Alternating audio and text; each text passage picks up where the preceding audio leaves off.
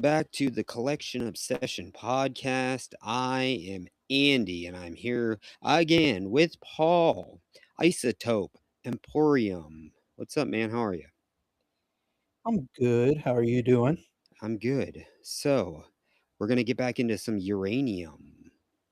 Hell yeah, we are.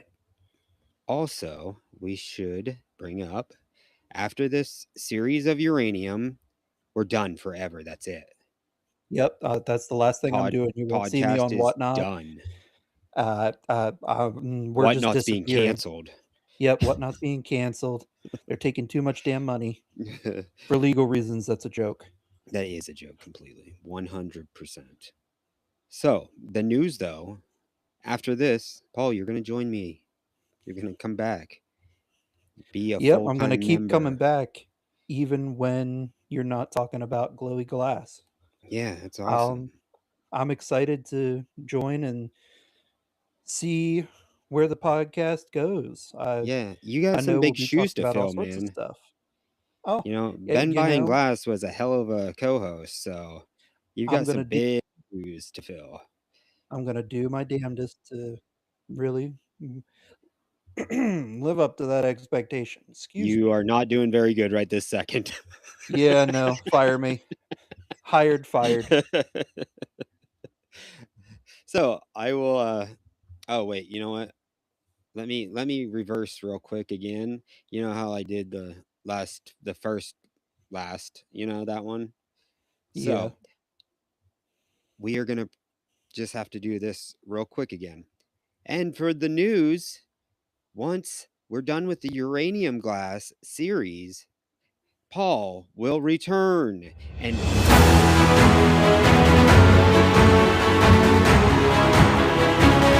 Woohoo!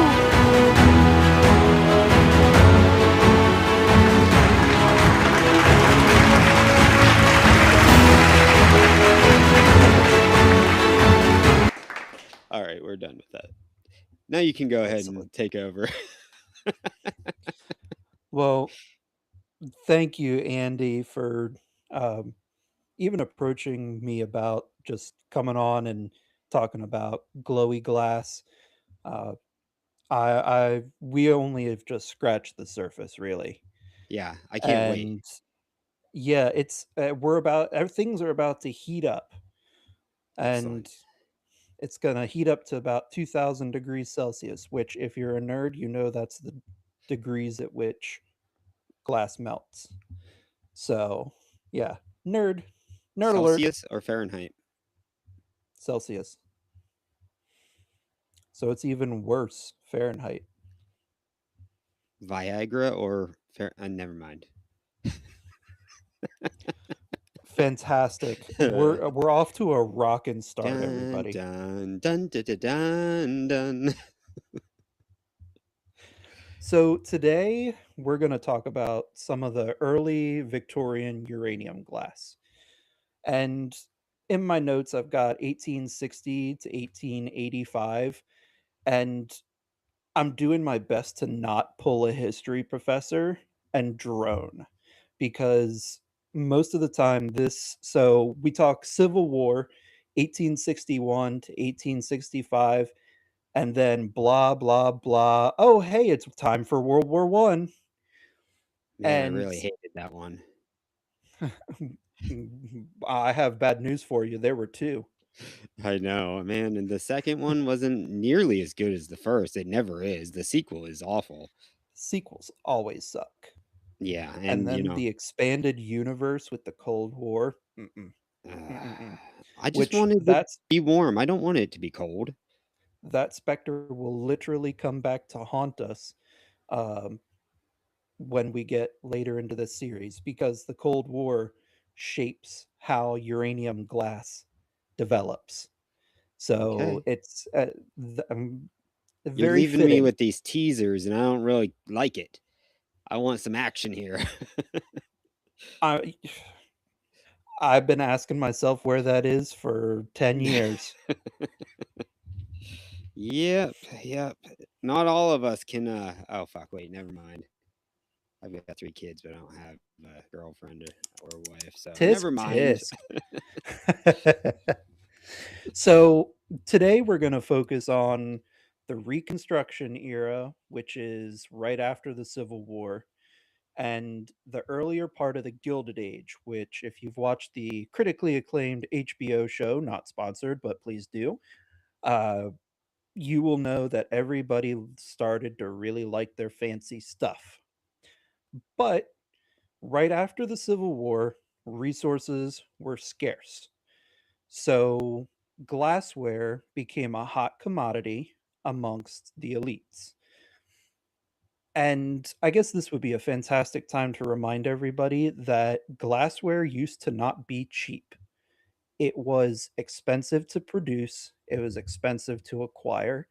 So your average person living in a log cabin in the middle of the woods was not going to be having these extravagant pieces of glass, even clear glass, as much as a lot of modern collectors harp on, oh, it's so common. Yeah, well, it's still not common enough for every penny pincher and pauper to have back when it was originally I made. still think it's awesome. I love clear glass. Me I too. I had an incident. I was down working with my torch the other night, and a piece got away from me. I was pinching it to flatten it, and it broke Oh, off the rod that I had it on, and it went flying, and it landed next to a piece of glass, a cut crystal piece that I have down there, and the cold glass with the hot from the glass that flew towards it cracked it. boom. Yep. I Yep. was very disappointed because it was a very cool, like, boat style, dish. I mean, you've probably seen the one, it's around. I mean, it's got, like, the razor edge or the tooth, the teeth around the top of it, and it's just Good luck trying to find the exact piece it's a because pattern that is well known. I just can't think of yes, what it is right this second. probably Whirling Star or Hob Star or something like that. Yeah, it's something like that. But either way, I'm very disappointed that it didn't go all the way through because those suckers are thick, but Oh still, it's yeah, cracked now. So, yeah. So at this point, we're gonna start talking about the birth of the Rust Belt glassware, Rust Belt which glassware. and I don't know if other historians have used that term before, I like it. but it's really when a lot of the manufacturing started to move from the coast in terms of glassware to places in the Rust Belt that were also producing steel. They were mining coal because a lot of those resources, the closer you could make it to the stuff that burned fires, the better. That's why Pennsylvania, Ohio, West Virginia are all really big in glass because of the natural gas that is in the area. Right. And I mean, natural gas, coal, and also a lot of the molds that made the glassware, well, they were able to be refined because lo and behold, Andrew Carnegie said, "We're going to start making steel." Yeah. And the glassware was able to get so much more detailed and be Mhm. able to be mass produced during this era. Well, mass produced in limited quantities compared to what we think of now. Yeah, speaking of the Um, molds, I found out that you can make clay from some of the dirt in my area, like mm, it has that whatever in oh yeah, it. And like that would be something they would have used as well, is that clay to do initial molds to get a mold, because you doing the have to, prototypes. yes, exactly. And I think that's one of the coolest things about learning about glassware is like there's a piece I'll talk about today and it is a very ornate piece for the period, Uh-huh. very difficult to make and the process was so specific, it was so unique that the company was able to patent the design not only for the piece but also the molding process Oh, wow. and carried that on for quite some time. Huh. So it's we got a little bit to cover. So I'm gonna kind of just jump right into Yeah, it, and we're gonna go have for fun. it. So I didn't mention to you, because what's I up? didn't realize until just now, we are live on YouTube with We're this live on recording. YouTube. Yeah, with the recording. Yo, what's up, YouTube? So I didn't know that we're was an option. yeah, and eventually I would like to also go live on TikTok to just do the recording. Just so it's Heck yeah. Do if we you have listen, you anybody can watch. listening on the No, not a wonderful single world of one. YouTube? But right That's now, fine. it's not promoted. I didn't even know it was on until just a few minutes ago. You're like, "Oh, hey, what's this button? Oh, we're live Yeah. on YouTube." Yep. Wait, So, let's do a close enough. yeah, that was good. It was wait. Okay, before you get into it, this is serious time.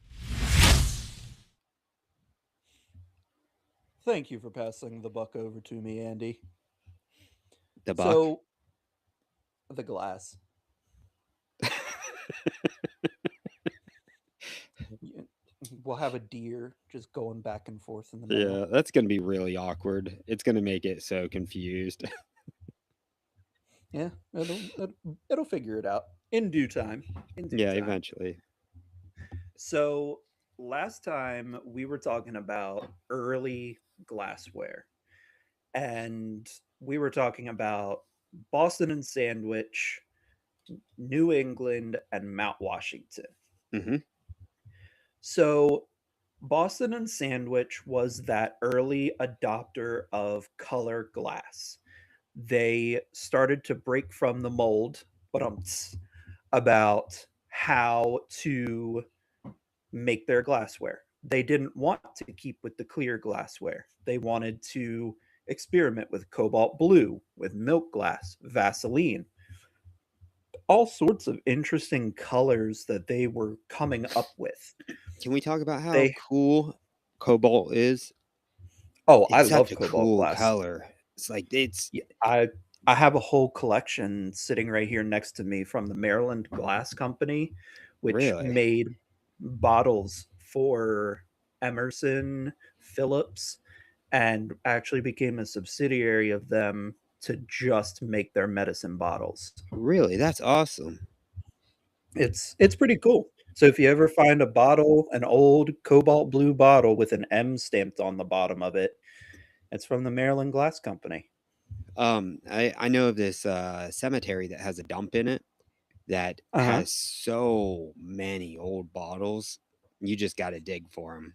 But Oh yeah. they're just because it's like over a embankment. They just threw them there, and years and years and years of just Oh piled yeah. up. And you can see the different layers based on what you're pulling out of it, like when Yep. it happened. So, um, so Boston and Sandwich, their early Victorian stuff was in terms of uranium, it was Vaseline and a very, very limited use of uranium in their greens. They did some opaque greens that would be comparable to jadeite at this point, Okay. but it wasn't known as that at that point. It was green. Hmm. Um, and I mean, they were making perfumes, lidded jars, and of course the famed dolphin candlesticks.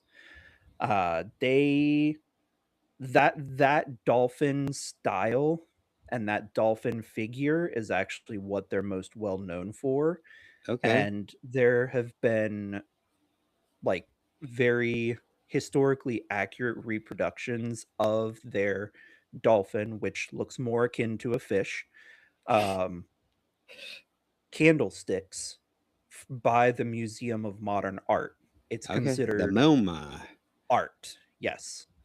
And believe it or not, we're going to actually touch on a company today that um, MoMA. reproduced some of their Daisy and Button, and that those are like the two major things in terms of Vaseline glass that the Museum of Modern Art said, to hell with any regulations on uranium and glass, we're gonna do it. That's awesome. Fun fact about the MoMA, I went to Tim Burton's opening in, I wanna say, 2009 or so. Ooh, cool. Yeah, and it Heck was at yeah. the MoMA. Nice. Yeah, it was very strange. Like, seeing all these, props and stuff, outfits from movies that I grew up watching, like Edward Scissorhands, just right there in front of me. I was like, "This is so fucking weird." Cool, but strange. This is Yeah, this is or weird. You're the not set supposed to be here. the set from, Nightmare Before Christmas, like, the little town Yes. set. Nice.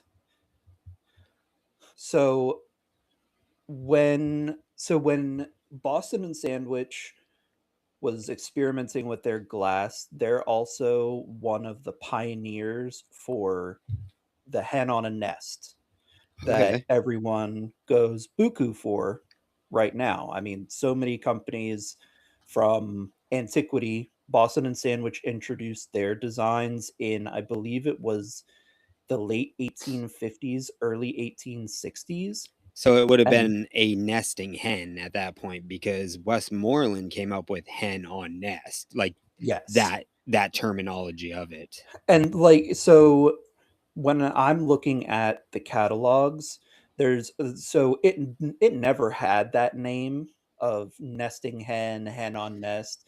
It's just what it's come to be known as Yeah, later on. Like all the collectors said, "Oh, well, Westmoreland said hen on nest, so that's easy for everybody to remember." Han. Han. Um, and so Boston and Sandwich actually goes up until a couple years after the limit on early Victorian. They closed their doors in 1887 due to competition from big glass conglomerates. They just couldn't compete anymore. But So, was it because they were, like, a small family style business, or do you I know? mean, they were so they were a big business, but they weren't the monstrously comically large businesses that would succeed it. Yeah, Which we will go into the National Glass Trust in our next episode because they pulled some shady shit around the turn of the century, yeah. and it's really worth mentioning and learning a little bit more about. Oh, So, now I'm but excited for that. hey, I'm gonna pull all the history and all the fun stuff into it. Nothing says backstabbing like a good episode, huh? Or wait, Absolutely. a good episode is never mind, keep going. Just not between the two of us. Yeah. So, Boston and Sandwich, classic maker, prized maker. And then the next big early Victorian maker was Mount Washington. Okay, And so they came when we think before New England? no, this is all around the same time. Okay, okay. I Yeah, got these are like the early birds. okay, yeah, I was confused there if you were going 1, 2, 3, like, or what. No, we're not it's this we're just kinda talking in this same time period, this Civil War, Reconstruction, and then the Gilded Age. Okay. Um, so Mount Washington, most people, when they think Mount Washington, they think Burmese. That wasn't until a little bit later, but they did do a little bit of Vaseline early on, Okay. 1850s, 1860s, but it wasn't like they made a couple pairs of candlesticks that they also produced in Vaseline, but their big break into the market was not until close to the turn of the 20th century, which again we'll get into soon. Okay. Um, New England glass is the last one that we touched on last episode as an early maker of glass. And they did, I mean, a select few pieces in between uh, 1850 and 1880 in Vaseline or uranium. I Okay. mean, we're talking in the single digits in terms of items. Uh, they actually took a different route in terms of their colored glass. They went more towards the Amberina, which, as a collector would know, it contains cadmium, which is also a glowing element, which I'm sure we're going to get to at some point. Yeah, I got it But right there. the moon and stars, yes, Yeah, it's Ellie Smith too back there. which I we'll also said talk about them a little bit. I said Ellie Smith one of the last episodes because I got into him big time because my daughter's name. And like that's such a silly thing to get into it for. Hey, I've got wolf paintings and stuff like that just because of my Yeah. last Oh name. man, you would love my background of my sale area. I have this huge wolf. It's an actual picture, Nice. but it's like one of those real long ones. Yeah. Yeah, I collect all sorts of wolves. I mean, I've got figurines. I've got them carved in like soapstone, Oh and yeah. I paid a very pretty penny for those things because it's a wolf. Oh, Howl at the Moon, brother. Howl at the Moon. Ow! Yes. Heck yeah. So those that covers our main big ones from last episode. We really like the Boston and Sandwich, the Mount Washington, and New England. All three of those really set the tone for the early Victorian era, which still, if you remember from last episode, they were still very uptight. I mean, the standards about simplicity, those were still largely adhered to by the majority of Americans. They lived simple lives, even the Yeah. wealthy. They lived like, sure, they lived in nice homes, big homes, but they were still very simple in terms of architecture and their dining ware, their glassware. I mean, Yeah. that's why you don't see a lot of that experimentation with color early on, is because And that makes even plenty of if they sense. made it, they wouldn't people wouldn't have bought it. Yeah. So it's a bad business model. It also some of these items that like I have, I know for sure. I look at them and I'm like, I couldn't imagine using this. Right?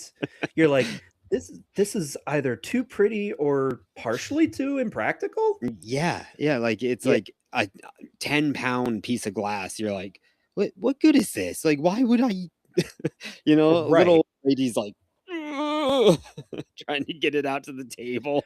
That's why they paid the 20 and 25-year-old Or did they maidservants pay? to do it. We're talking about post-slavery at this point. Okay, okay.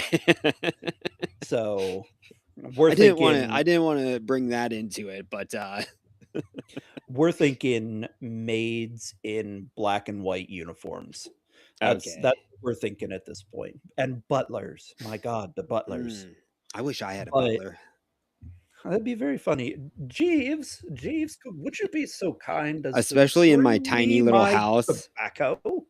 Like, I I've got this I can literally see through my entire house right now, and I'm, in my front here. Yeah, where would you put the servants' quarters? Basement? Attic? I have a Mm, shed. mm. That's messed up. Well, I'm just being honest about it. It's not anything So, to do with hating them. It's not a hate thing. It's I just just don't I wanna don't see have the them at all room. times of day. I don't have the money to buy a bigger house, okay? But I still need a So butler. then why are you paying servants? Well, because, I don't I need go on. You see how this falls apart very, very quickly. Okay, so it went downhill real quick. That has nothing to do with it. So, when we look outside of those early companies, we start to expand into companies that are they're making similar glassware, but they're also starting to experiment. It's early Victorian, like, cool stuff, and it's if we so some of the early oil lamp collectors, they will know the name Adams and Co. They produced extraordinary glass oil lamps. And that's actually the company I was referencing earlier. They they made beautiful oil lamps, and one of the first that they made is the Temple oil lamp, which I'm gonna have Andy pull up a picture of it at some point so y'all can see it. We'll have to post it at some point. Yeah. It's it's a magnificent piece of glass. For early Victorian, they made it in green apple or apple green, depending on who you ask. Most of the time I say green apple 'cause it's a Granny Smith apple. Um, but they also made them in Vaseline. They are Oh 4 man. columns.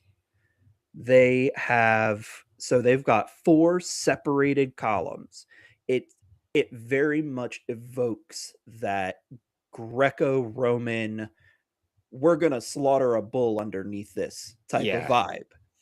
It's 2 tiers. There's a bottom tier that they actually made little glass covers, so you could almost have a terrarium at the bottom. Oh wow. And then they made the top where you could have the fruit bowl that they made for it on top, or you could have your oil lamp up on top, I mean, it's just they were extraordinary Huh. pieces of glass, and, I've talked to some of the oil lamp collectors. It's not my big thing, I love oil but lamps. That's one of the oh, first I things I think they're collected is beautiful. lamps. And like oil lamps They just come in that whole category. So they just take up too much space for me. yeah, have quite a few actually right back here I have an Amberina Ellie Smith right behind that Nice. Moon and One of the Stars Moon and there. Stars? Yeah. Yep. Nice. Yeah, and these oil lamps, like, we're not talking modern, smokeless or odorless. We're talking whale oil. Yeah, yeah. We're talking early petroleum products. We're Can you talking imagine the kerosene. smell coming off of those? Ugh. Abhorrent. It makes me gag Abhorrent. just thinking about it. But, well, I mean, uh, it's something that connected the lower and the upper class. They all smelled absolutely awful. Yeah, I mean, they all smelled because, I mean, Yeah. there was not the best hygiene back then, but No. And then you add whale oil smoke on top of that. imagine the people getting the whale oil, like what they had to do to get it. Oh, Ugh, yeah. ugh. Yeah. Yeah, it's hard for me to even think about. It's like, Yeah. ugh. I want So, to eat we'll it. talk Did I say what? that out loud? What? Not. I was talking about Granny Smith apples. You're so full of shit and you know it. You want a sweet, sweet piece of that whale ass. I wonder what it would taste like. Very fatty and very fishy. People eat shark, and that's strange. That's because there's meat on the shark. Yeah, but have you ever had alligator? I lived in Florida for 13 years. It would be sacrilege if I never did. I never had it because I was a vegetarian when the only opportunity I had. So, alligator, it does taste like chicken.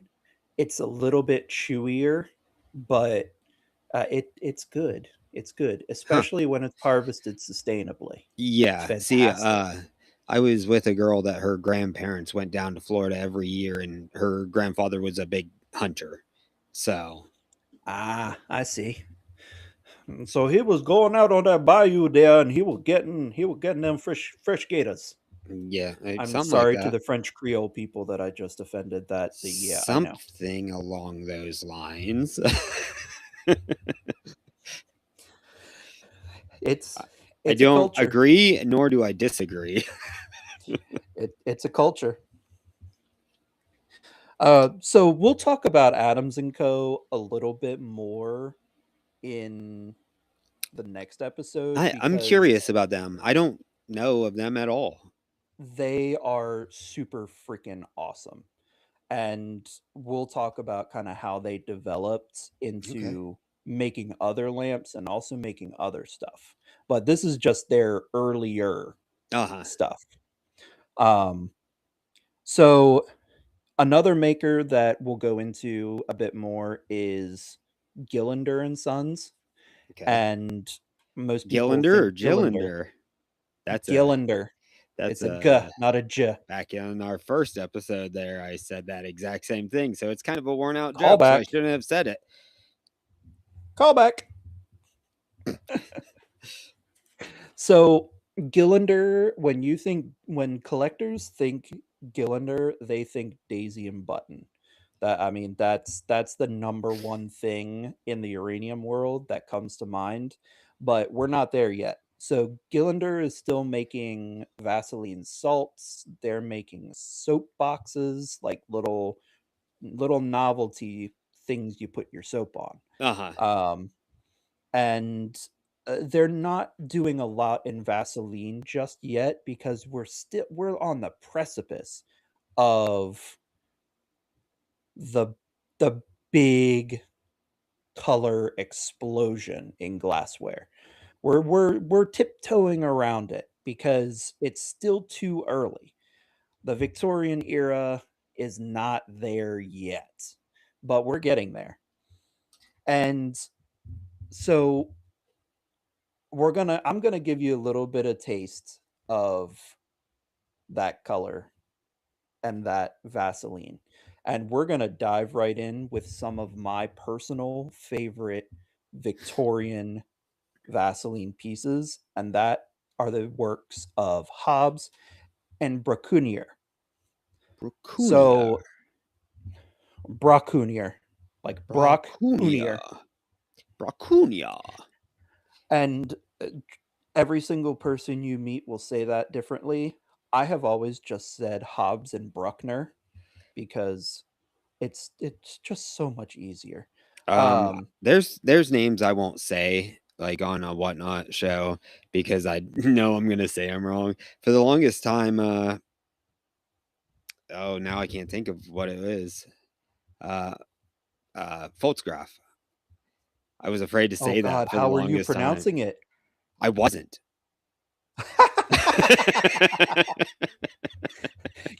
That is actually so my mom used to get regular deliveries of Faltzgraf stuff in Uh-huh. the early to mid 2000s when I was a kid.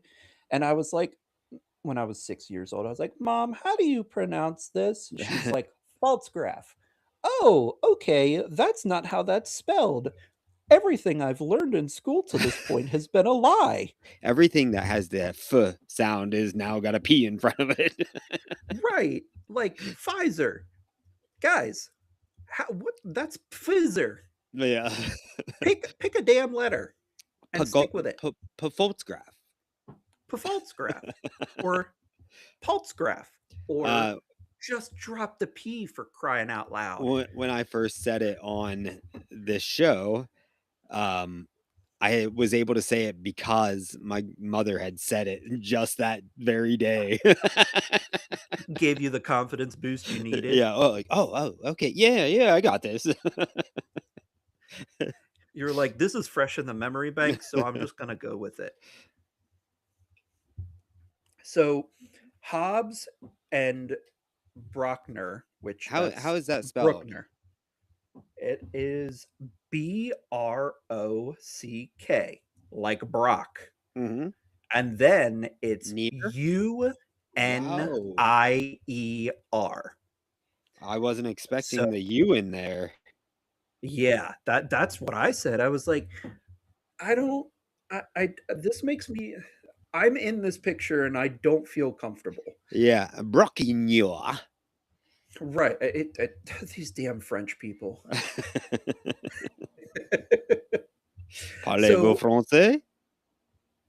no. Me either. Merci beaucoup. Muy bien. Wrong just, country. just going to different one there. You jump the border just a wee So bit. what? Sometimes you're a foreigner in a different land. What do you know about that? You all can't see the look of disappointment on my face, but it's there. It Um, most certainly is my there. wall's green. That was just me trying to get away from the subject. I don't think Andy knows that we're podcasting about uranium glass right now. They're not uranium. My walls. If your walls were uranium, I'd say we have a bigger problem at play. Yeah, my neighbors are I'd really ask complaining. They say that I keep walk them up around at night, naked a keep bunch. closed. Well, they say I walk around naked all the time, but like I'm in my house. I'm not out there. It's not my Oh, fault. yeah, because glass is transparent. Yeah. Yeah, that would be a problem. Don't throw stones in a glass house. Anyways, so Fine then, go ahead, Hobbes throw and stones. See what happens. Hobbes and the Bee Company, they want some of their most prized pieces are what's called Rubina Verde. So speaking of foreign languages, there it I is. like it a lot. She They sounds very I pretty. She is very pretty.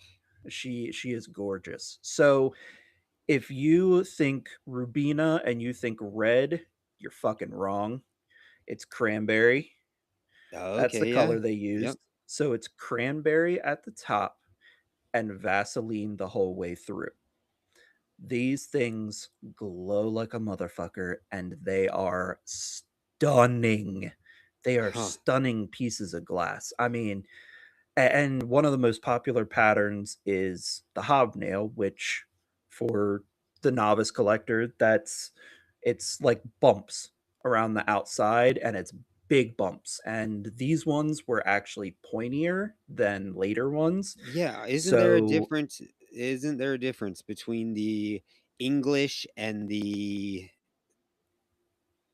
that's European 50 or years something in with the the future. hobnails? Yes, but that's 50 years in the future. Yeah, I mean, that's just, But because yeah, the that it is. triangles are one and then the rounds are the other.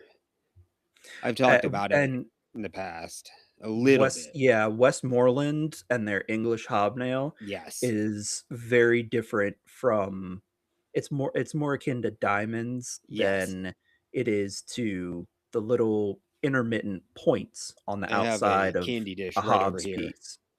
of That's it. yeah, yeah. And so they so I'm just now putting this together. Hobbs made hobnails on their glass. Oh. Um, Wow, those clever sons of bitches. right? Or much as we would right now, and we're laughing about it, 140 years ago, they probably had a grand old chuckle when they realized they were putting hobnails Yeah. on the Hobbs Company glassware. Or You they know, I didn't wa have humor back then.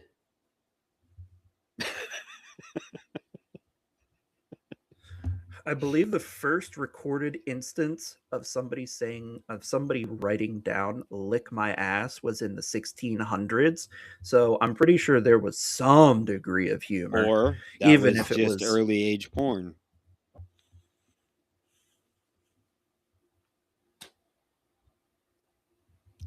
Can we move on with the conversation? the disappointment continues to grow in my corner. So, their Rubina Verde hobnail is they did everything with it. They they made cruets, they made pitchers, they made butter dishes, they made bowls, vases, toothpick holders, you name it. Hobbs was making Rubina Verde in those patterns.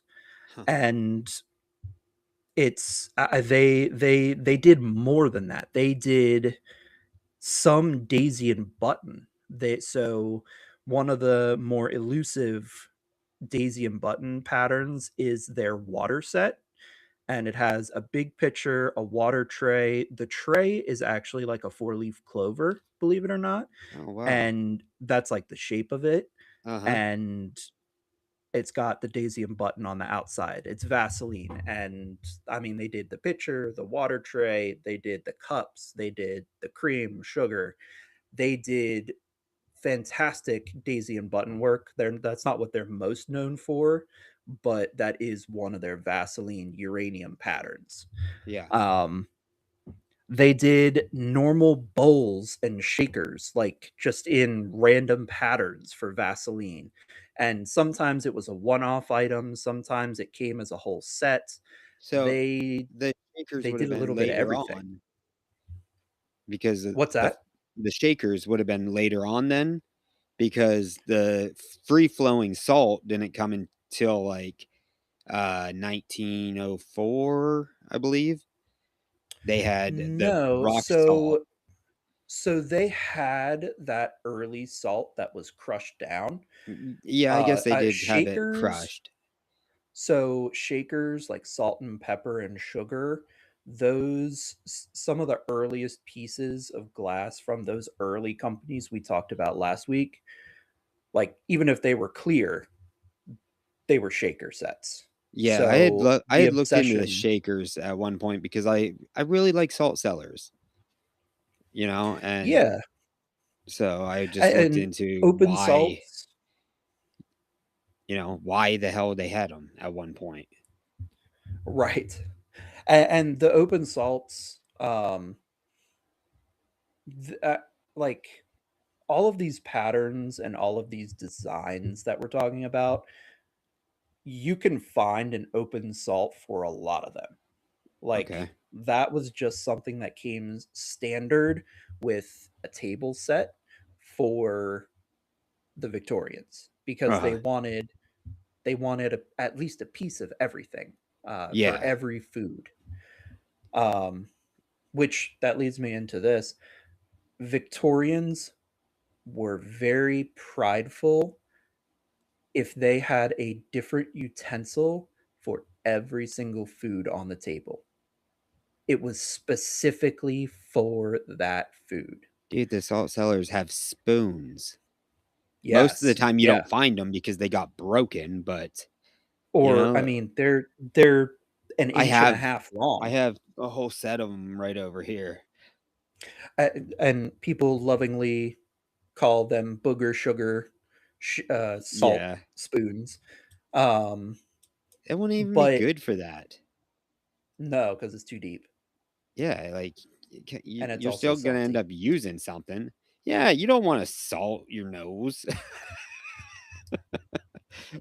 No, but it would blend in. Well, you know how some people do the salt over the shoulder when they spill it? Some people just put it up Yes. in their nose. Uh, so when I'm talking about all of these different table sets, they wanted a new piece and they wanted a different piece for everything. Have you ever heard the term celery vase?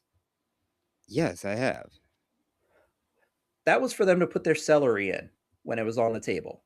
Celery, large carrot sticks, like Huh. that is what it was used for. That was the only thing it was used for. Well, now I need one because I want to put some celery in it.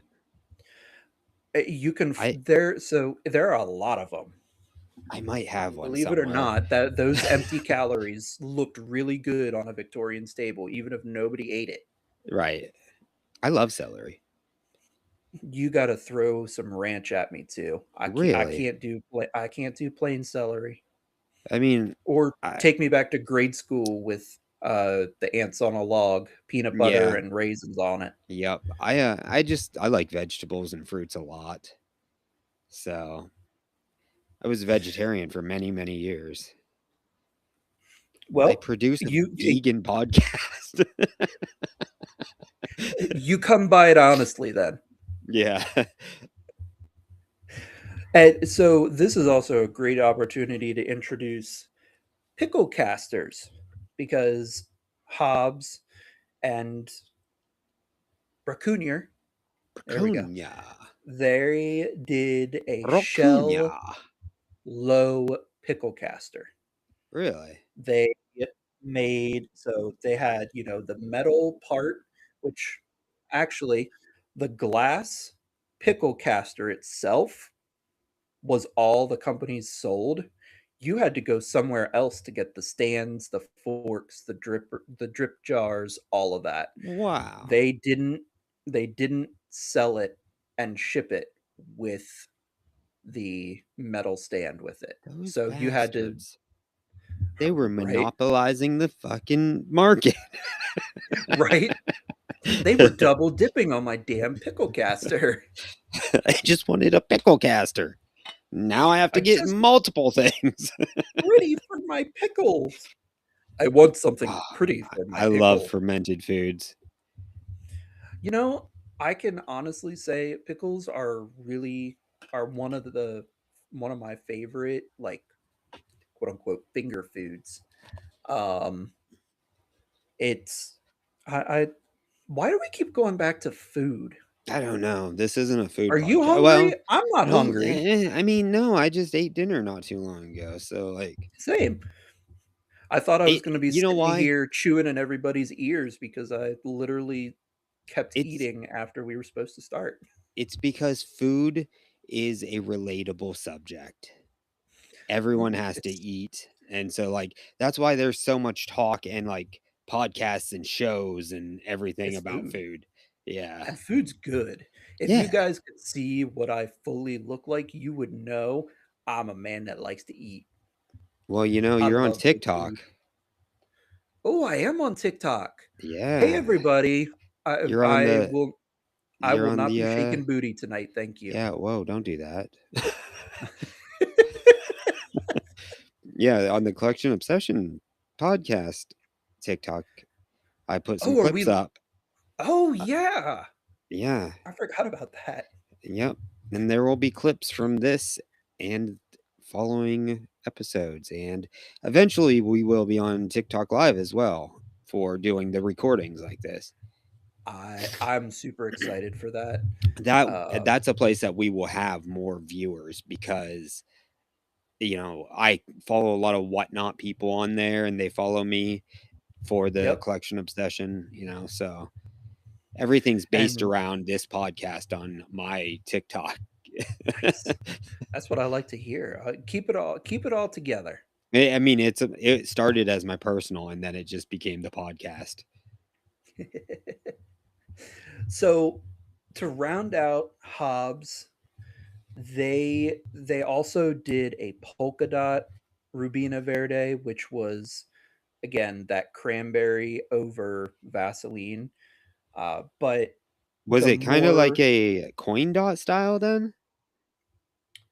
Yes. Yes, that's a fantastic way to put it. If you think coin dot, it's damn near identical Okay. to the polka dot that Hobbs did. And they also did a Vaseline Cruet that I want to get my hands on because I like me a good Cruet. That is Yeah. one thing I have a small collection of. I have like I think that's a Fenton or a Northwood sitting up on my shelf, and then on my dresser, I have a bubble one. I don't even think I've ever identified that thing, but it's Yeah. pretty. Are you able to And grab it? I would like to see it. yeah, let me grab Don't the just don't let just me talk about it. Be hold on. about it. Oh. So it's not Vaseline, but I like No. my early glass anyways. Yeah. See, that's the Um, problem is we're just glass people. We're like, oh yeah. You know what? I love I this thing. I have one very similar to that. But mine is not got a stopper to it. But I also have this one. So believe it or not, I didn't think this. Okay, I love that. I Yeah, love the Moon this and is L.E. Stars Smith. Cruets. They're super awesome. Um, so when I know I researched this at some point, and this is the original stopper for this Cruet. It looks too low, but it Yeah, is the original one. you know what? I might have Also, one that it does have a stopper in it. It has the exact same stopper. And nice. I might be the same one, like the same style and everything. What shape do you think this Cruet is? Like the bottom of it. I mean, it's got an apple bottom on it, So you think it's circular? somewhat. I mean, I can't say it is. Wrong. It's oval. Oh It's more wow, oval than circular. huh? I think Mine is it's very definitely cool. more circular. Mine's Fenton, I know for sure. And this one might be too, but I just Hmm. can't remember off the top of my head. But I want one of the Hobbs Cruets. Yeah. And I mean, you put their Cruet, their Rubina Verde hobnail Cruets up, that is like top tier Victorian glassware. Uh-huh. Those pieces of Rubina Verde are prized by Vaseline collectors, by glow uranium collectors, by the average collector that falls in love with it the moment they Uh-huh. see it. See, Like, and my problem is like once I get pieces that are like spectacular in that way, there's no chance I'm selling them. You know what I mean? Like I'm that's yeah, forever with you're me, like, and that's why my house is filled with glass now, because every piece is like that. and you know, it's not every day we have a chance to like we can pay 10, 20, 30, $50 for a piece of glass. If Yeah, you're buying a piece of Rubina Verde, you better have deep pockets. You're yeah. looking at close to $400 per piece. And I think It's honestly, the most expensive piece of just individual glass I've ever bought was like maybe $200. Like, and that's just because that's fair. I I mean don't think I I have. have Oh, three I do kids to have a take care $200 of. piece. You know, I got three kids to take care of. I have to be responsible but still reckless with with collecting. Right. Yeah, the so in my personal collection, people are always like, "Oh, you must have such an awesome personal collection." Wrong. I like the pieces I have mean something to me. Hmm. Somebody gave it to me.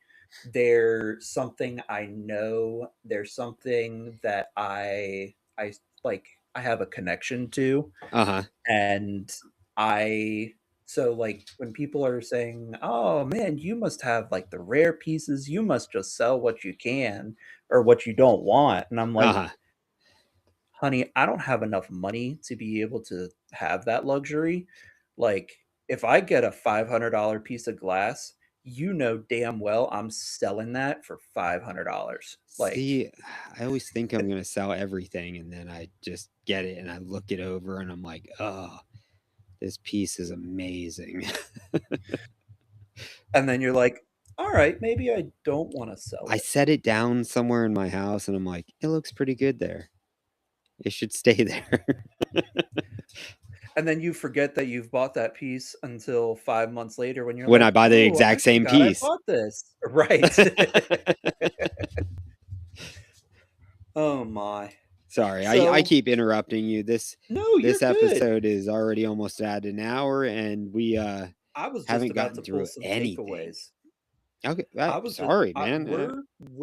Look at we're me. pretty I'm darn trying to take close. over the reins again. I'm trying to grab them out of your hands.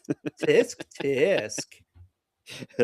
Yeah, I know we're coming to the end, and I guess I somehow have a way to like I have divined. I've looked at the bones and said, okay, 2 pages is what I can do in an hour. Oh, you So dug up because we're someone? Oh, never mind. yes, yes, I dug up the bones. I should probably report it to the police.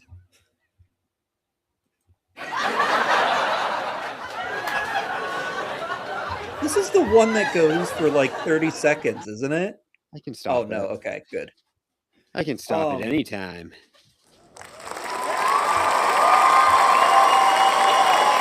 this is the one that goes for 30 seconds. This is the one that just keeps going and going and going.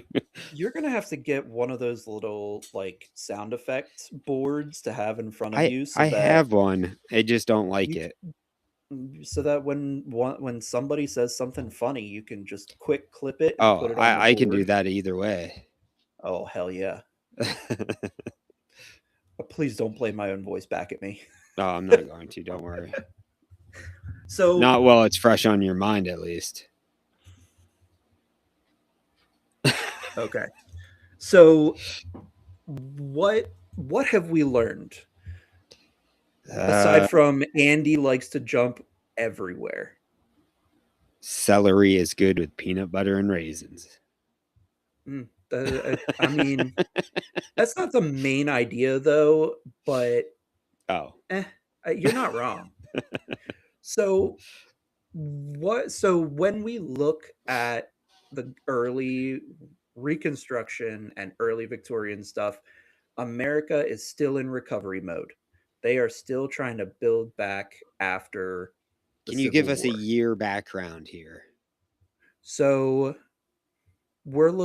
so today we've just kind of been looking at around 1860, but mostly 1865 to 1884.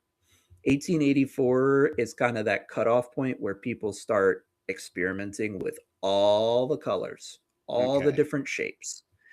And so we're still very restricted in what we're doing aside from Hobbes. They were just doing their own damn thing. They went off the hinge. Um the clear glass still dominates glass demand.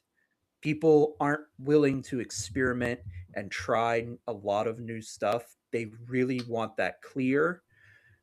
And in the latter 1870s, you could, like, when you're looking at the history of these glass companies, you can see where color starts to really come in. People Okay. start having a little bit more money to work with, and the Victorian elites, they want options. They Mhm. want variety. They want to be collectors. Glassware was the Labubu of the Victorian era. Oh no. You know what? I'm hitting the algorithm. It was the Labubu. It I was have a the Labubu Pokemon. staring at me right now on my You floor. poor bastard, you. I that so Victorian glassware was the collector item. And when we look at some of the souvenir custard pieces that came out in the early 1900s, that collector mentality, that gotta catch 'em all mentality, trademark Pokemon, not sponsored. Unless they want to. They yeah, Pokemon, please, for the love of God, I mean, you got plenty of sponsor money. us. I can't speak is it Japanese or Chinese? Pokemon is Japanese, my friend. Okay. I can't speak Japanese. I was just shit. Nobody's gonna hear that part. Or just that's between us. Unless it's live. So we're gonna really dive into the collector mentality, the collector obsession that came with Victorian glassware. It does And become an obsession no matter what. You can't control it. it does. It does. Yeah. Yeah. So I'm gonna pass it back to Andy, and you'll hear me next time, guys. I'm excited to talk about some fantastic variety and some fantastic makers. How was that one for you? Anyways. Well, I guess yeah, that's gonna be another episode in the books. Um and we're gonna come back real soon. We're gonna start doing weeklies. We're gonna have it